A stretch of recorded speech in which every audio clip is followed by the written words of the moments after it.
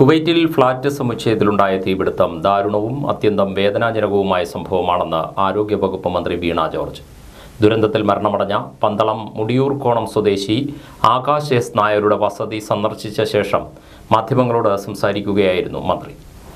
നിലവിൽ ഏറ്റവുമധികം മരണം റിപ്പോർട്ട് ചെയ്തിട്ടുള്ളത് പത്തനംതിട്ട ജില്ലയിലാണെന്നും സഹിക്കാൻ കഴിയാത്ത അതിതീവ്രമായ ദുഃഖത്തിലൂടെയാണ് ഓരോ കുടുംബവും കടന്നു പോകുന്നതെന്നും മന്ത്രി പറഞ്ഞു. അപകടം സംബന്ധിച്ച് മുഖ്യമന്ത്രി കേന്ദ്ര മന്ത്രാലയത്തിന്റെ അടിയന്തര ഇടപെടൽ അഭ്യർത്ഥിച്ചിട്ടുണ്ട്. അടിയന്തര സഹായത്തിനായി മുഖ്യമന്ത്രിയുടെ നിർദ്ദേശത്തെ തുടർന്ന് international contact number, Norka Roots help desk എന്നിവ ആരംഭിച്ചിട്ടുണ്ട്. തുടർ നടപടിക്രമങ്ങൾ വേഗത്തിലാക്കുന്നതിനുള്ള സംവിധാനങ്ങളും ഒരുക്കിയിട്ടുണ്ട്.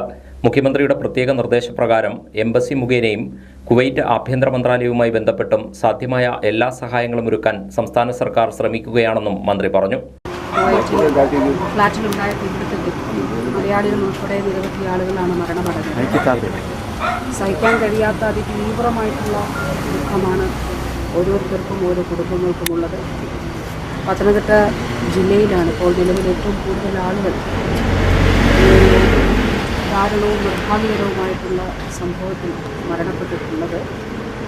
ഈ ആളുകളെ തിരിച്ചറിയുന്നതിനും അതോടൊപ്പം അതിനുശേഷമുള്ള മറ്റ് നടപടിക്രമങ്ങളൊക്കെ എളുപ്പമാക്കുന്നതിനും ഒക്കെയായി നോർക്കയുടെ നേതൃത്വത്തിൽ പ്രത്യേക സംവിധാനങ്ങൾ ഒരുക്കിയിട്ടുണ്ട്. നമ്മയെല്ലാം ദുഃഖത്തിലാഴ്ത്തിയ അതിദാരുണമായ സംഭവമാണ് കുവൈറ്റിലുണ്ടായതെന്ന് ഡെപ്യൂട്ടി സ്പീക്കർ ചിറ്റയം ഗോപകുമാർ പറഞ്ഞു. അടിയന്തര ഇടപെടലിനായി കേന്ദ്ര സർക്കാരിനോടും വിദേശകാര്യ മന്ത്രാലയത്തോടും സംസ്ഥാന സർക്കാർ അഭ്യർത്ഥിച്ചിട്ടുണ്ടെന്നും സർക്കാർ തലത്തിലുള്ള തീരുമാനങ്ങൾ മുഖ്യമന്ത്രി അറിയിക്കുമെന്നും അദ്ദേഹം പറഞ്ഞു. കുവൈറ്റിലുണ്ടായ തീപിടുത്തത്തിൽ ഒടുവിൽ വിവരം കിട്ടുമ്പോൾ മരിച്ച മലയാളികളിൽ 4 പേർ പത്തനംതിട്ട സ്വദേശികളും 2 പേർ ചങ്ങനാശ്ശേരി സ്വദേശികളുമാണ്. കുടുംബങ്ങൾക്ക് എല്ലാ സഹായവും ഉറപ്പാക്കുമെന്ന് BJP നേതാവ് അഡ്വക്കേറ്റ് ബി രാധാകൃഷ്ണ മേനോൻ. കുവൈറ്റിൽ മലയാളിയുടെ ഉടമസ്ഥതയിലുള്ള സ്വകാര്യ തൊഴിൽ സ്ഥാപനമായ NBTCയുടെ തൊഴിലാളി ക്യാമ്പിലുണ്ടായ വൻ തീപിടുത്തത്തിൽ ഇതുവരെ 49 പേർ മരിച്ചതായാണ് വിവരം. മരണസംഖ്യ ഇനിയും ഉയരുമെന്നാണ് റിപ്പോർട്ടുകൾ. മരിച്ചവരിൽ കേരളത്തിന്റെ വിവിധ ഭാഗങ്ങളിൽ നിന്നുള്ള മലയാളികളും ഉൾപ്പെട്ടിട്ടുണ്ട്. ഒടുവിൽ വിവരം കിട്ടുമ്പോൾ ഇതിൽ 4 പേർ പത്തനംതിട്ട സ്വദേശികളും 2 പേർ ചങ്ങനാശ്ശേരി സ്വദേശികളുമാണ്. തിരുവല്ല മേപ്രാൽ സ്വദേശി തോമസ് ഉമ്മൻ, വാഴമുട്ടം സ്വദേശി മുരളീധരൻ നായർ, പന്തളം സ്വദേശി ആകാശ്, കോന്നിയിൽ നിന്നുള്ള സജു വർഗീസ് എന്നിവരാണ് പത്തനംതിട്ട സ്വദേശികൾ. പായിപ്പാട്ട് കടുങ്ങാട്ടായ പാലത്തിങ്കൽ 38 വയസ്സുള്ള ഷിബു വർഗീസാണ് മരിച്ച ചങ്ങനാശ്ശേരിക്കാരിൽ ഒരാൾ. ചങ്ങനാശ്ശേരി ഇത്തിത്താനം ഇളങ്കാവ് ദേവീക്ഷേത്രത്തിന് സമീപമുള്ള കിഴക്കേടത്ത് വീട്ടിൽ പ്രദീപ് ദീപ ദമ്പതികളുടെ മകൻ 27 വയസ്സുള്ള ശ്രീഹരിയാണ് രണ്ടാമത്തെയാൾ. ശ്രീഹരി ജൂൺ 5 മാത്രമാണ് ജോലിക്കായി കുവൈറ്റിലെത്തിയത്. അച്ഛൻ പ്രദീപും ഇതേ കമ്പനിയിൽ ജോലിക്കാരനാണ്. ദുഃഖത്തിലായിരിക്കുന്ന കുടുംബങ്ങൾക്ക് ആവശ്യമായ സഹായം എത്തിക്കുമെന്ന് BJP നേതാവ് അഡ്വക്കേറ്റ് ബി രാധാകൃഷ്ണ മേനോൻ പറഞ്ഞു. ശ്രീഹരി ജൂൺ 5 കുവൈറ്റിലേക്ക് പോയിട്ടുള്ളത്. അവരുടെ വീട്ടിലെ സാഹചര്യം വളരെ ദയനീയമാണ്. ബിടെക് എഞ്ചിനീയറാണ്. അത് ഹരിയുടെ ഫാദറും വർക്ക് ചെയ്യുന്നത് കുവൈറ്റിലെ ഈ സെയിം ഇൻസ്റ്റിറ്റ്യൂഷനിൽ തന്നെയാണ്. കേന്ദ്രമന്ത്രി ജോർജ് കുര്യൻ അടക്കമുള്ള ആളുകൾ ഇക്കാര്യത്തിൽ എല്ലാ സഹായവുമായി രംഗത്തുണ്ട്. അടുത്ത ദിവസം ഞായറാഴ്ച ശ്രീ ജോർജ് കുര്യൻ ഇവിടെ ഈ വീട്ടിലെത്തിച്ചേരും എന്ന് അറിയിച്ചിട്ടുണ്ട്. കേന്ദ്രത്തിൻ്റെ പ്രധാനമന്ത്രി തന്നെ നേരിട്ട് ഇടപെട്ട് വിദേശകാര്യമന്ത്രിയെ സംഭവ സ്ഥലത്തേക്ക് അയക്കുകയും ഇത് സംബന്ധിച്ചിട്ടുള്ള എല്ലാ കാര്യങ്ങളെക്കുറിച്ചും സമ്പൂർണ്ണമായി കേന്ദ്ര സർക്കാരിൻ്റെ ഇടപെടൽ, കുടുംബങ്ങൾക്ക് സഹായം, ഈ കാര്യങ്ങളിലെല്ലാം ഏതാണ്ട് തീരുമാനമായിട്ടുണ്ട്. ഇത്തിത്താനത്ത് ശ്രീഹരിയുടെ വീട് സന്ദർശിച്ച ശേഷം KCB ന്യൂസ് പ്രതിനിധിയോട് സംസാരിക്കുകയായിരുന്നു അദ്ദേഹം. ചങ്ങനാശ്ശേരി KSRTC ഡിപ്പോയിൽ കാലാനുസൃതമായ മാറ്റം കൊണ്ടുവരുമെന്ന മന്ത്രി KP Ganesh Kumar. Advocate Job Michael MLAയുടെ സംഭാഷണ മറുപടിയായി നിയമസഭയിലാണ് മന്ത്രി ഇക്കാര്യം അറിയിച്ചത്. ചങ്ങനാശ്ശേരി KSRTC ഡിപ്പോയിലെ സർവീസുകളിലും വികസനങ്ങളിലും നൂതനവും കാലാനുസൃതവുമായ മാറ്റം കൊണ്ടുവരുമെന്ന് ഗതാഗത വകുപ്പ് മന്ത്രി KB ഗണേഷ് കുമാർ നിയമസഭയിൽ അറിയിച്ചു. ചങ്ങനാശ്ശേരി MLA അഡ്വക്കേറ്റ് ജോബ് മൈക്കിളിന്റെ സബ്മിഷന് മറുപടിയായാണ് മന്ത്രി ഇക്കാര്യം അറിയിച്ചത്. ചങ്ങനാശ്ശേരി KSRTC ഡിപ്പോയിൽ നിന്ന് ബസ് സർവീസുകളുടെ എണ്ണം വളരെ കുറഞ്ഞിരിക്കുന്നു എന്നുള്ളതാണ് ഞാൻ ഈ സബ്മിഷനിൽ അവതരിപ്പിക്കുന്നത്. ചങ്ങനാശ്ശേരി ഡിപ്പോയിൽ നിന്ന് കറുകച്ചാൽ, മണിമല, പൊൻകുന്നം, കാഞ്ഞിരപ്പള്ളി തുടങ്ങിയ ചങ്ങനാശ്ശേരി കിഴക്കൻ മേഖലയിലേക്ക് നടത്തിയിരുന്ന സർവീസുകൾ കോവിഡ് മഹാമാരിയുടെ പശ്ചാത്തലത്തിൽ നിർത്തിവെച്ചതാണ്. നാളിതുവരെയും പുനരാരംഭിച്ചിട്ടില്ല. ഇത് ചങ്ങനാശ്ശേരി ഡിപ്പോയ്ക്ക് നല്ല വരുമാനം ലഭിച്ചിരുന്ന സർവീസുകളാണ്. ഇപ്പോൾ ഈ മേഖലയിൽ സ്വകാര്യ ബസ്സുകൾ സർവീസ് നടത്തി വരുമാനം നേടുകയാണ്. രാത്രി 8 മണി കഴിഞ്ഞാൽ സ്വകാര്യ ബസ്സുകളും KSRTCകളും ഈ മേഖലയ്ക്ക് സർവീസ് നടത്തുന്നില്ല. ഇതുമൂലം രാത്രി കാലങ്ങളിൽ ചങ്ങനാശ്ശേരി റെയിൽവേ സ്റ്റേഷനിലെത്തുന്ന കിഴക്കൻ മേഖലയിലേക്കുള്ള 100 കണക്കിന് യാത്രക്കാർക്ക് മറ്റ് സംവിധാനങ്ങൾ ആശ്രയിക്കേണ്ട അവസ്ഥയാണ്. തുടങ്ങിയ പ്രധാനപ്പെട്ട കളക്ഷനുള്ള സർവീസുകൾ നിർത്തിവെച്ചിരിക്കുന്ന യാത്രക്കാർക്ക് വളരെയധികം ബുദ്ധിമുട്ടാണ്. അതോടൊപ്പം തന്നെ ചങ്ങനാശ്ശേരി ബസ് സ്റ്റാൻഡ് അപകടകരമായ അവസ്ഥയിലായിരുന്നു. പഴയ ബസ് സ്റ്റാൻഡ് പൊളിച്ചു മാറ്റി MLA ഫണ്ടിൽ നിന്ന് 3 വർഷത്തെ MLA ഫണ്ട് 7,05,00,000 രൂപ മുടക്കി പുതിയ KSRTC ബസ് പണിയുവാനുള്ള തുക അനുവദിച്ചു. ASI TS ആയിക്കൊണ്ടിരിക്കുന്നു. അതിന് ടെൻഡർ നടപടിയിലേക്ക് മാറുകയാണ്. എന്നാൽ ഇപ്പോൾ ടെൻഡർ നടപടിയിലേക്ക് പോകുന്ന ചങ്ങനാശ്ശേരി ബസ് സ്റ്റാൻഡിൻ്റെ പണി അടിയന്തരമായി ബഹുമാനപ്പെട്ട മന്ത്രി ഇടപെട്ട് പൂർത്തീകരിക്കുവാനും അത് ഉദ്ഘാടനം ചെയ്യാൻ വേണ്ട നടപടികളും ഉണ്ടാക്കണമെന്ന് ഞാൻ ഈ സബ്മിഷനിലൂടെ കോവിഡിനോടനുബന്ധിച്ച് കോവിഡിന് ശേഷം ചങ്ങനാശ്ശേരി ഡിപ്പോയിൽ നിന്നുള്ള പല വണ്ടികളും നിർത്തൽ ചെയ്തു എന്നുള്ളതാണ്. വണ്ടിയുടെ കാര്യത്തിൽ നെടുങ്കണ്ടം ഫാസ്റ്റ് ഉണ്ട്. അവിടെ ഇപ്പോൾ അവിടെ ഡിപ്പോയിൽ ഉണ്ടായ 23 ordinary bus, 19 fast, 6 super fast, 1 deluxe, super deluxe, 49 ദിവസങ്ങളാണ് അവിടെ നമ്മൾ ഉപയോഗിച്ചുകൊണ്ടിരിക്കുന്നത്.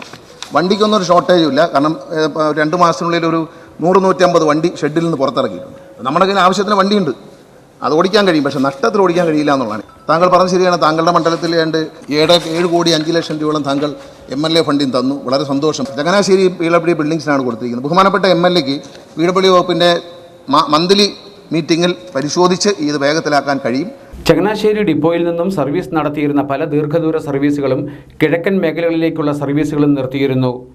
ഇത് പുനരാരംഭിക്കണമെന്നും ചങ്ങനാശ്ശേരി KSRTCയുടെ 50 വർഷത്തിലേറെ പഴക്കമുള്ള പൊളിഞ്ഞു വീഴാറായ കെട്ടിടം പൊളിച്ചു മാറ്റിയിട്ടുണ്ടെങ്കിലും MLA ഫണ്ടിൽ നിന്നും 7.05 കോടി രൂപ മുടക്കി പുതിയ കെട്ടിടം പണിയുന്നതിൻ്റെ പ്രവർത്തനങ്ങൾ വേഗത്തിലാക്കണമെന്നും MLA സബ്മിഷനിൽ ആവശ്യപ്പെട്ടു.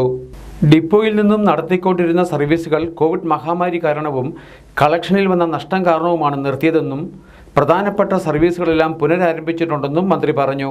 ഇനി പുതുതായി തുടങ്ങാൻ സാധിക്കുന്നവയെല്ലാം സമയം വൈകാതെ തന്നെ ആരംഭിക്കാനുള്ള നടപടി സ്വീകരിക്കുമെന്നും മന്ത്രി അറിയിച്ചു. കൂടാതെ PWD വകുപ്പുമായി ചേർന്ന് MLA-മാർ നൽകിയിട്ടുള്ള ഫണ്ടുകളും ഉപയോഗിച്ച് കേരളത്തിലൊട്ടാകെയുള്ള KSRTC ഡിപ്പോകൾ നൂതനവും ആധുനികപരവുമായിട്ടുള്ള രീതിയിൽ നവീകരിക്കുമെന്നും കാലാനുസൃതമായ മാറ്റം കൊണ്ടുവന്ന് KSRTCയുടെ അമിതമായ നഷ്ടം കുറയ്ക്കാനുള്ള നടപടികൾ നടത്തിക്കൊണ്ടിരിക്കുകയാണെന്നും മന്ത്രി പറഞ്ഞു. ചങ്ങനാശ്ശേരി KSRTC ഡിപ്പോയുടെ നിർമ്മാണ പ്രവർത്തനങ്ങൾ PWD ബിൽഡിംഗ്സ് വഴി ഉടൻ തന്നെ ആരംഭിക്കുമെന്നും മന്ത്രി അറിയിച്ചു. രാമഗിരി പഞ്ചായത്തിൽ CPIM അംഗങ്ങളുടെ പിന്തുണയോടെ UDF അധികാരത്തിൽ. പ്രസിഡന്റായി കോൺഗ്രസിലെ R. രാജുമോൻ തെരഞ്ഞെടുക്കപ്പെട്ടു. വിപ്പ് ലംഘിച്ചവർക്കെതിരെ നടപടിയുണ്ടാകുമെന്ന് LC സെക്രട്ടറി. അവിശുദ്ധ കൂട്ടുകെട്ട് നേതൃത്വത്തിന്റെ അറിവോടെയെന്ന് CPIM വിമതപക്ഷം. നാടകങ്ങളും അന്തർനാടകങ്ങളും കൊണ്ട് നിറഞ്ഞു നിൽക്കുകയാണ് രാമഗിരി പഞ്ചായത്ത് രാഷ്ട്രീയം. അവിശ്വാസ പ്രമേയത്തിലൂടെ R. രാജേന്ദ്രകുമാർ പ്രസിഡന്റ് സ്ഥാനത്തു നിന്നും മാറിയതിനു ശേഷം വ്യാഴാഴ്ച നടന്ന തെരഞ്ഞെടുപ്പിൽ 4 അംഗങ്ങൾ മാത്രമുള്ള UDFിലെ കോൺഗ്രസ് സ്ഥാനാർത്ഥി R. രാജുമോൻ പ്രസിഡന്റായി തെരഞ്ഞെടുക്കപ്പെട്ടിരിക്കുന്നു. ഒന്നും വന്നിട്ടൊന്നുമില്ല. അതൊക്കെ നേതൃത്വപരമായിട്ട് രാഷ്ട്രീയപരമായിട്ടുള്ള തീരുമാനമെല്ലാം പോലെ എൻ്റെ രാഷ്ട്രീയ നേതാക്കന്മാരുണ്ട്. അവർ രാഷ്ട്രീയ കാര്യങ്ങൾ പറയും. ഈ പാർലമെന്ററി എന്ന രീതിയിൽ മാത്രമേ ഇത്രേ പറയാനുള്ളൂ. CPIMന്റെ വിഭാഗീയത ശരിക്കും നിങ്ങൾക്ക് ഗുണമായി എന്ന് പറയാം. രാഷ്ട്രീയപരമായിട്ട് അവർ അതിൻ്റെ ഉത്തരവും പറയും. CPIM നേതൃത്വം അറിഞ്ഞുകൊണ്ടുള്ള അവിശുദ്ധ കൂട്ടുകെട്ടിന്റെ ഫലമായിട്ടാണ് രാമഗിരിയിൽ UDF അധികാരത്തിൽ വന്നതെന്ന് CPIM വിമത സ്ഥാനാർത്ഥിയായി മത്സരിച്ച സജീവ് ഉദുന്തറ മാധ്യമങ്ങളോട് പറഞ്ഞു. ഒരു പ്രത്യേകതരം പ്രതിഭാസമാണ് ഉണ്ടായിരിക്കുന്നത്. ആ പ്രതിഭാസം കേരളത്തിലെ ജനങ്ങളും പ്രത്യേകിച്ച് കുട്ടനാട്ടിലെ രാമങ്കലിലെ ജനങ്ങൾ വളരെ ആകാംക്ഷയോടെയാണ് നോക്കിക്കാണാനിരുന്നത്. എന്നിരുന്നാലും ഞങ്ങളുടെ നിഗമനം കറക്റ്റായി. ഇടതുപക്ഷം, ശരിയായ ഇടതുപക്ഷം ഞങ്ങളാണെന്ന് ഞങ്ങൾ ഉറപ്പിച്ച് പറയാം. ഇന്ന് നടന്ന പ്രസിഡന്റ് തെരഞ്ഞെടുപ്പിൽ രാമങ്കരിയിലെ 4 അംഗങ്ങൾ മാത്രമുള്ള കോൺഗ്രസ് പ്രതിനിധിയെ പ്രസിഡന്റാക്കുവാൻ വേണ്ടി 7 മെമ്പർമാരുള്ള LDFിൻ്റെ പ്രതിനിധിയിൽ നിന്നും 4 പേർ കോൺഗ്രസിൻ്റെ പ്രതിനിധിക്ക് വോട്ട് ചെയ്ത് പ്രസിഡന്റാക്കിയിരിക്കും. LDFിൻ്റെ പ്രതിനിധികൾക്ക് വിപ്പുണ്ട് എന്ന് ആകാശത്തൂടെ വായുവിൽ പറക്കുന്നതല്ലാതെ നേരിട്ട് തരുവാൻ ഇവരാരും തയ്യാറായിട്ടില്ല. വിപ്പ് എന്താ ഞങ്ങളാരും കണ്ടിട്ടില്ല. എന്നിരുന്നാലും നടന്ന പ്രസിഡന്റ് തെരഞ്ഞെടുപ്പിൽ രാമങ്കരിയിലെ 2 LC അംഗങ്ങൾ അടക്കമുള്ള ആളുകളാണ് പഞ്ചായത്ത് മെമ്പറായിട്ടുള്ളത്.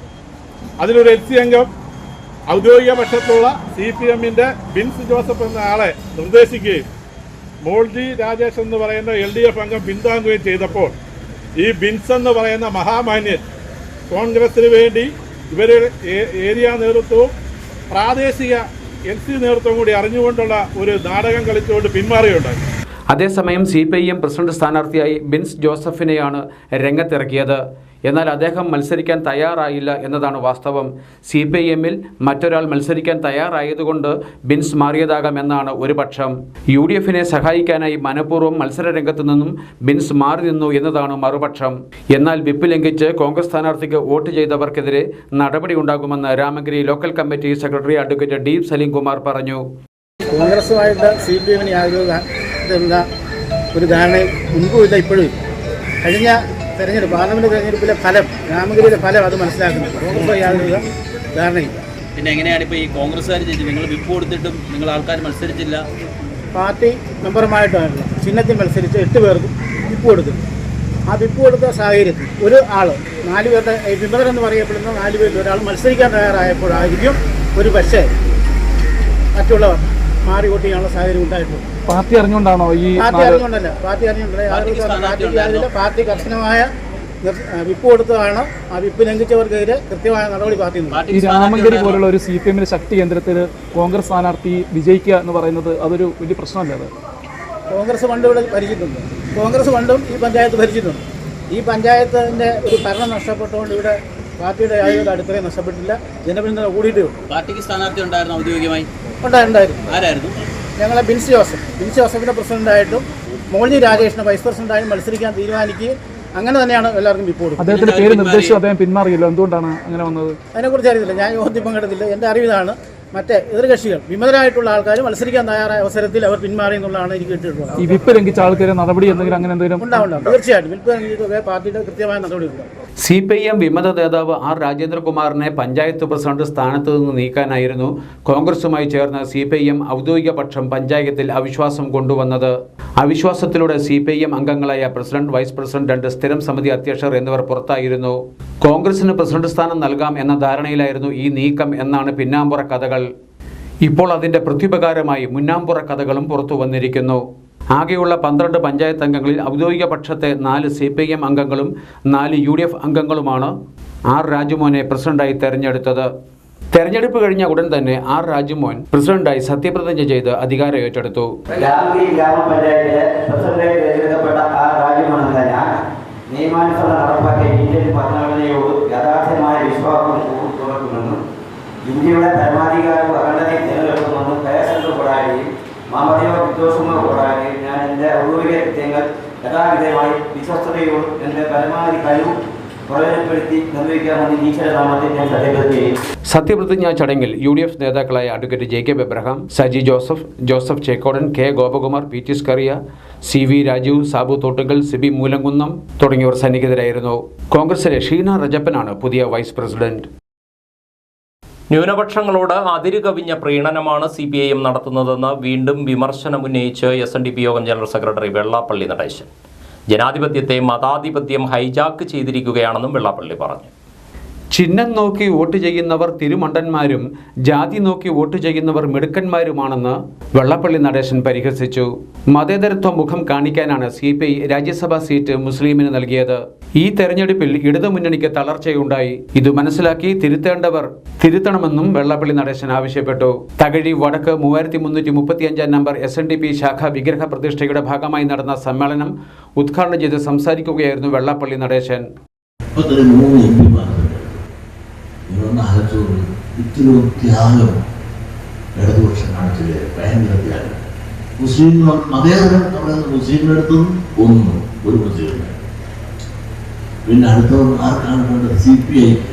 CPI കൊടുത്തുമ്പോൾ അവരെന്തായത് അവിടെ ജനങ്ങളെടുത്തോ പിന്നെ കഥസ്വർഗമാണ്. അവർ മതേതരത്തെ മുഖം കാണിക്കാൻ അവരും എടുത്ത് മലബാറിൽ ഒരു മുസ്ലിമിലാണ്. അപ്പൊ അവർക്ക് എത്ര കിട്ടി? 2. അപ്പോൾ എന്ത് പറ്റി? കേരള കോൺഗ്രസ് തോറ്റുപോയി. അവർ കണ്ടില്ല, അവരെ ജയിപ്പിക്കാൻ മാർക്സിസ്റ്റ് കമ്മ്യൂണിസ്റ്റ് സാക്രിഫൈസ് സ്വയം അർപ്പണം നടത്തി അവരുടെ സീറ്റ് എടുത്ത് പിണറായി കേരള കോൺഗ്രസ് കൊടുത്തു. അപ്പൊ അവർക്ക് ഇന്ന് ആരാ വന്നത്? എല്ലാവരും പിന്നോക്കാരനാണ്. അതല്ലാതെ ക്രിസ്ത്യാനിയല്ല വന്നത്. അവരുടെ അടുത്തൊരു ക്രിസ്ത്യാനിയുണ്ട്. അപ്പൊ ആലോചിച്ചൂടെ? ഈ കടയിൽ കുറുക്കന് അപ്പം പങ്കിട്ട പോലെ പങ്കിട്ട് തന്നെ ഒറ്റാളെ തന്നെ അടിച്ചു നിൽക്കുകയാണ്. ആർക്കും കൊടുക്കില്ല. ഇത് ജനാധിപത്യമാണ്. ഇവിടെ ജനാധിപത്യത്തെ മതാധിപത്യം ഹൈജാക്ക് ചെയ്തിരിക്കുകയാണ്. ബുധനാഴ്ച രാവിലെ 9:45 ജ്യോതിഷാചാര്യൻ താന്ത്രികഭൂഷൺ ബ്രഹ്മശ്രീ സുജിത് തന്ത്രികളുടെ മുഖ്യ കാർമ്മികത്വത്തിലായിരുന്നു വിഗ്രഹ പ്രതിഷ്ഠ. നൂറുകണക്കിന് ശ്രീനാരായണീയ ഭക്തരാണ് ചടങ്ങിൽ പങ്കെടുത്തത്. ജലജീവൻ റോഡ് പുനരുദ്ധാരണ സമരസമിതിയുടെ നേതൃത്വത്തിലുള്ള സമര സന്ദേശയാത്രയ്ക്ക് കുറിച്ചി പഞ്ചായത്തിൽ തുടക്കമായി. ജൽജീവൻ പദ്ധതിയുടെ പ്രവർത്തനങ്ങൾ മൂലം തകരാറിലായ റോഡുകൾ അടിയന്തരമായി പുനർനിർമ്മിക്കണമെന്നാവശ്യപ്പെട്ടാണ് സമരം. വികസനത്തിൻ പേര് പറഞ്ഞ്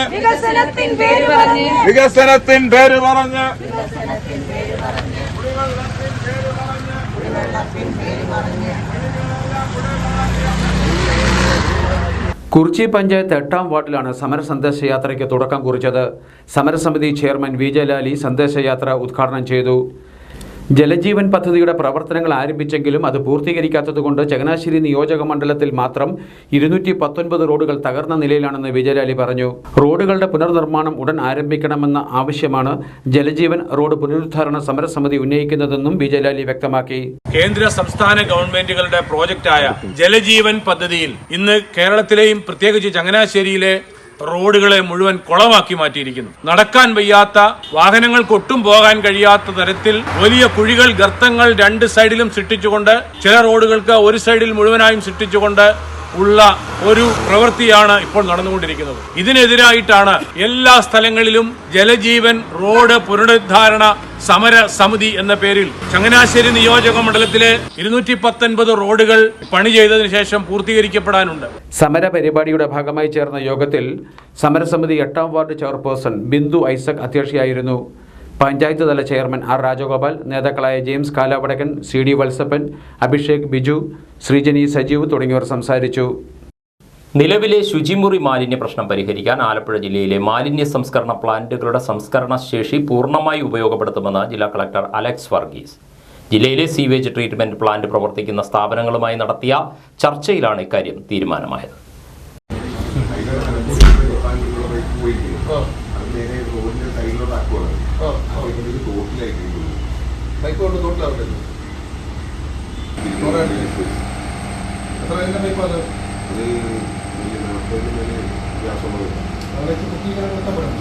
NTPC ആലപ്പുഴ ജനറൽ ആശുപത്രി, Vandanam medical college, Pallippuram info park എന്നീ സ്ഥാപനങ്ങളിലാണ് നിലവിൽ ട്രീറ്റ്മെന്റ് പ്ലാന്റുകൾ പ്രവർത്തിക്കുന്നത്. മാലിന്യം നീക്കം ചെയ്യാൻ ഉപയോഗിക്കുന്ന വാഹനങ്ങൾക്ക് പാസ് ഏർപ്പെടുത്തുന്ന കാര്യങ്ങൾ പരിശോധിച്ച് വേഗത്തിൽ നടപ്പാക്കും. മാലിന്യം അതാത് പ്ലാന്റുകളിൽ മാത്രമാണ് തള്ളുന്നത് എന്ന കാര്യം അധികൃതർ ഉറപ്പുവരുത്തണമെന്നും ജില്ലാ കളക്ടർ പറഞ്ഞു. മലിനജല സംസ്കരണവുമായി ബന്ധപ്പെട്ട് നിൽക്കുന്ന പ്രശ്നങ്ങളിൽ അതിവേഗം പരിഹാരം കാണാൻ ചേർത്തലയിലെ ഫീക്കൽ സീവേജ് ട്രീറ്റ്മെന്റ് പ്ലാന്റിന്റെ നിർമ്മാണം വേഗത്തിലാക്കാൻ യോഗം നിർദ്ദേശിച്ചു. പ്ലാന്റ് നിർമ്മാണം നിലവിൽ 50% പൂർത്തിയായിട്ടുണ്ട്. പ്ലാന്റിന്റെ നിർമ്മാണ പുരോഗതി സംബന്ധിച്ചുള്ള സമയക്രമം 2 ദിവസത്തിനുള്ളിൽ നഗരസഭയ്ക്കും ജില്ലാ കളക്ടർക്കും നൽകാൻ നിർദ്ദേശിച്ചു.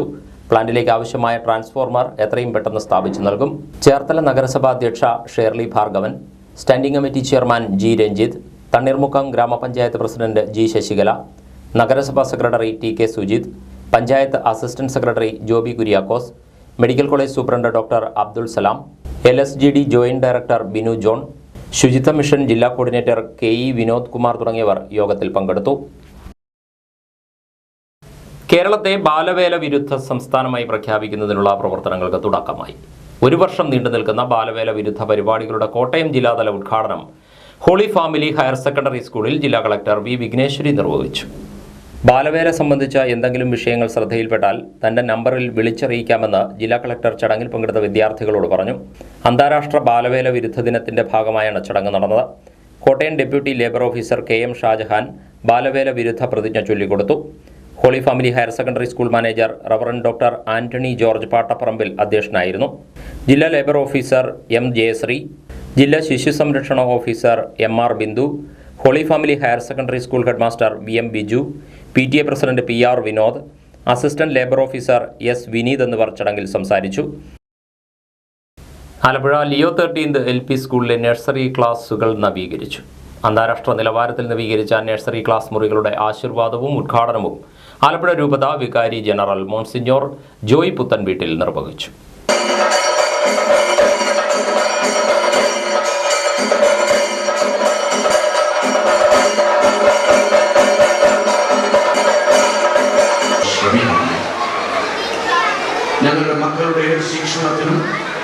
വിജ്ഞാന പോഷണത്തിനും ശാസ്ത്ര പുരോഗതിക്കുമായി ഈ വിദ്യാസദനത്തെ ഞങ്ങൾ അനേകങ്ങളിൽ അനുഗ്രഹത്തിനായി സമർപ്പിക്കുന്നു. ഈ വിദ്യാലയത്തിലെ അധ്യാപകരും അധ്യേതാക്കളും ദിവ്യജ്ഞാനത്താൽ ഉദ്ബുദ്ധരായി ക്രിസ്തീയ ജീവിത മാർഗം പിന്തുടരുന്നതിനും വിശ്വാസത്തിന്റെ മാർഗം പിന്തുടരുന്നതിനും ദിവ്യഗുരുവായ ക്രിസ്തുവിനെ പൂർണ്ണ ഹൃദയത്തോടെ പിൻചെല്ലുന്നതിനും അനുഗ്രഹം നൽകണമേ. ഉദ്ഘാടന സമ്മേളനത്തിൽ രൂപത corporate manager father Nelson Thaiparambil അധ്യക്ഷനായി.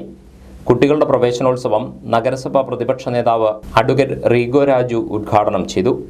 ചില ആളുകൾക്ക് പ്ലസ് ടു ഒന്നുകൂടി എഴുതി എടുക്കേണ്ട സാഹചര്യങ്ങൾ വരും, അല്ലെങ്കിൽ ആരോഗ്യകരമായ പ്രശ്നങ്ങൾ മൂലം പരീക്ഷ എഴുതാൻ കഴിയാത്തവർക്ക്, അതുപോലെ തന്നെ ആരോഗ്യകരമായ പ്രശ്നങ്ങളല്ലാതെ മറ്റ് പ്രശ്നങ്ങൾ മൂലവും കുടുംബത്തിലെ പ്രശ്നങ്ങൾ മൂലവും ഒക്കെ എക്സാം എഴുതാൻ കഴിയാത്തവർക്ക് അവർക്ക് ഈ ജൂലൈ ഓഗസ്റ്റിൽ അഡ്മിഷന് വരാൻ സാധിച്ചില്ലെങ്കിൽ ഒരു വർഷം അവർ നഷ്ടമാകും. അപ്പോൾ ആ ഒരു വർഷത്തെ വിദ്യാഭ്യാസം നഷ്ടപ്പെടാതിരിക്കാൻ വേണ്ടിയാണ് ഒരു വർഷം 2 അഡ്മിഷനുള്ള നിലയിലേക്ക്. School manager father Paul J Arackal, father Yesudas Kattungal Thayyil, PR Kunjachan, Manoj Ravi, PJ Alex, sister Elizabeth Varghese തുടങ്ങിയവർ പങ്കെടുത്തു. കാവാലം കുന്നുമ്മ ശ്രീ വിശ്വകർമ്മ ദേവക്ഷേത്രത്തിലെ പുനഃപ്രതിഷ്ഠാ തിരുവുത്സവത്തിന്റെ ഭാഗമായി താഴികക്കുട സമർപ്പണം നടത്തി. വ്യാഴാഴ്ച രാവിലെ 10:30-നും 11-നും മധ്യേയായിരുന്നു ചടങ്ങുകൾ. രാവിലെ 5 മുതൽ 8 വരെ ക്ഷേത്ര ചടങ്ങുകൾ പതിവ് പോലെ നടത്തി. 8:30-നായിരുന്നു പഞ്ചവിംശതി പൂജ. തുടർന്ന് 10:30-നും 11-നും മധ്യേയായിരുന്നു താഴികക്കുട പ്രതിഷ്ഠ.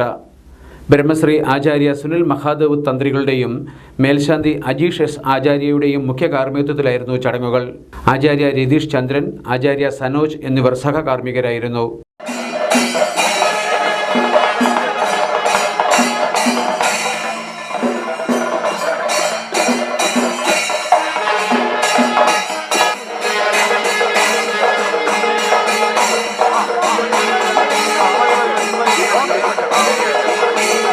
ശ്രീ വിശ്വകർമ്മ ദേവസ്വം ട്രസ്റ്റ് ഭാരവാഹികളായ ഷൺമുഖൻ ആചാരി, അരവിന്ദ് ആക്യാപറമ്പ്, മനോജ് ഭവൻ എന്നിവർ നേതൃത്വം നൽകി. വെള്ളിയാഴ്ച രാവിലെ 6-നും 8-നും ഇടയ്ക്കുള്ള ഇടവം രാശി ശുഭമുഹൂർത്തത്തിലാണ് ഭഗവത് പ്രതിഷ്ഠ. ഇനി ഇന്നത്തെ അറിയിപ്പുകൾ. IHRDയുടെ കരുനാഗപ്പള്ളി മോഡൽ പോളിടെക്നിക് കോളേജിൽ 6 മാസ ഡിപ്ലോമ ഇൻ കമ്പ്യൂട്ടർ ആപ്ലിക്കേഷൻ കോഴ്സിലേക്ക് അപേക്ഷിക്കാം. യോഗ്യത +2. SC/ST വിദ്യാർത്ഥികൾക്ക് സ്റ്റൈപ്പൻഡോടെ സൗജന്യമായി പഠിക്കാം. അപേക്ഷ സ്വീകരിക്കുന്ന അവസാന തീയതി ജൂൺ 27. കൂടുതൽ വിവരങ്ങൾക്ക് 0476 26 23 597 എന്ന നമ്പറിൽ ബന്ധപ്പെടാവുന്നതാണ്.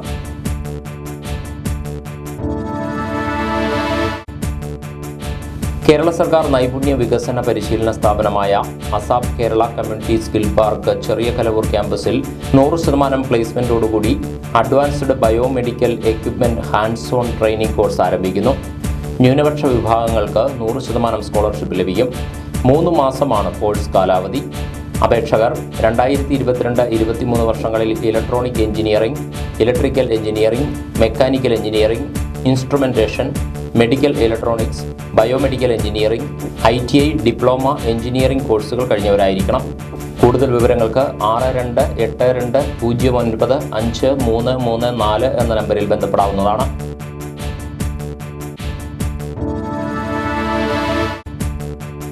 സംസ്ഥാന ഫിഷറീസ് വകുപ്പ് മുഖേന മത്സ്യത്തൊഴിലാളികളുടെ മക്കൾക്ക് റെസിഡൻഷ്യൽ മെഡിക്കൽ എൻട്രൻസ് പരിശീലനം നൽകുന്നു. 1 വർഷത്തെ കോച്ചിങ്ങിനാണ് സർക്കാർ ധനസഹായം നൽകുന്നത്.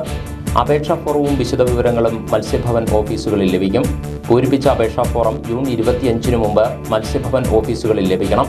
Higher secondary, vocational higher secondary തലത്തിൽ ഫിസിക്സ്, കെമിസ്ട്രി, ബയോളജി വിഷയങ്ങൾക്ക് 85% മാർക്കോടെ വിജയിച്ചതോ മുൻവർഷം നടത്തിയ നീറ്റ് പരീക്ഷയിൽ 41% മാർക്ക് ലഭിച്ചവരോ ആയ മത്സ്യത്തൊഴിലാളി ക്ഷേമനിധി ബോർഡിൽ രജിസ്റ്റർ ചെയ്തിട്ടുള്ള മത്സ്യത്തൊഴിലാളികളുടെ മക്കൾക്ക് അപേക്ഷിക്കാം. ഒരു വിദ്യാർത്ഥിക്ക് 1 തവണ മാത്രമേ ആനുകൂല്യത്തിന് അർഹതയുള്ളൂ. ആലപ്പുഴ, കോട്ടയം, പത്തനംതിട്ട ജില്ലകളിലെ വാർത്തകൾക്കും ലൈവ് പ്രോഗ്രാമുകൾക്കുമായി മാന്യപ്രേക്ഷകർ കുട്ടനാട് കേബിൾ വിഷൻ എന്ന ഞങ്ങളുടെ യൂട്യൂബ് ചാനൽ സബ്സ്ക്രൈബ് ചെയ്യുക. ഇനി ഇന്നത്തെ സ്വർണ്ണവില. ഇന്നത്തെ സ്വർണ്ണവില നിങ്ങൾക്കായി സമർപ്പിക്കുന്നു സ്വപ്ന ജ്വല്ലറി. അഴകേറും സ്വപ്നങ്ങൾക്ക് നിറവേകും സ്വപ്ന ജ്വല്ലറി, ചങ്ങനാശ്ശേരി. സ്വർണം ഗ്രാമിന് 6590 രൂപ. പവന് 52,720 രൂപ. വാർത്തകൾ കഴിഞ്ഞു. നമസ്കാരം.